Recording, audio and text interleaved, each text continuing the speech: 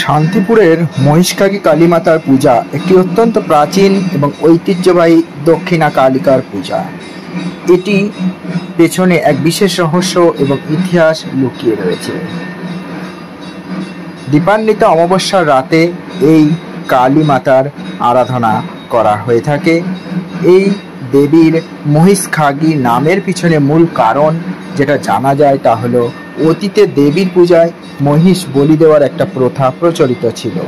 লোকবিশ্বাস অনুসারে দেবী স্বয়ং স্বপ্নাদেশ দিয়ে কোনো এক তান্ত্রিককে মহিষের রক্ত দিয়ে তাকে পুজো করার নির্দেশ দেন। এই মহিষ খায় যিনি, যা মহিষ বলির রক্ত পান করেন যিনি, এই অর্থেই দেবীর নাম হয় মহিষকাগী। কথিত আছে নদিয়ার রাজা কৃষ্ণচন্দ্র রায় একবার এই মায়ের কাছেই একসঙ্গে ৮টি, আবার মতান্তরে ১০৮টি এর কথাও কেউ বলেন, মহিষ বলি দিতে এসেছিলেন। সেই বিশাল মহিষ বলির যজ্ঞ থেকেই এই দেবীর বিশেষ পরিচিতি হয় মহিষকাগী। এই কালী পূজাটির বয়স আনুমানিক ৩০০ বছরেরও বেশি। শান্তিপুর তথা নদিয়ার অন্যতম প্রাচীন এটি একটি কালী পূজা। প্রচলিত বিশ্বাস অনুসারে আনুমানিক ৫৫০ বছর আগে কোনো এক তান্ত্রিক পঞ্চমুণ্ডির আসনে বসে সাধনা করতে করতে মায়ের দর্শন পান এবং তার হাতেই এই দক্ষিণা কালিকার পূজার সূচনা হয়। দেবীর মন্দির ছিল একটি কুঁড়ে ঘরের মতো।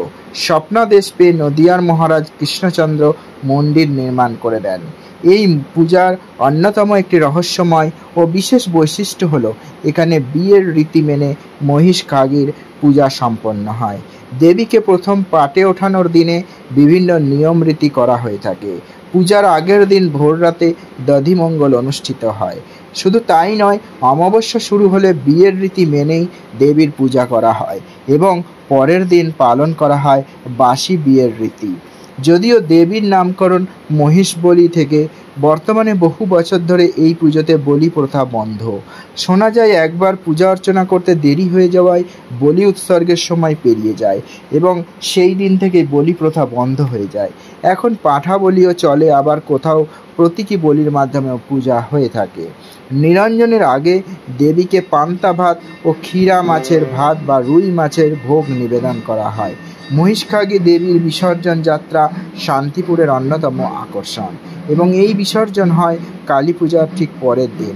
ভক্তরা দেবীকে কাঁধে করে নিয়ে যান এবং অনেকেই বিশ্বাস করেন এই সময় দেবীও যেন ভক্তদের সঙ্গে নৃত্য করেন।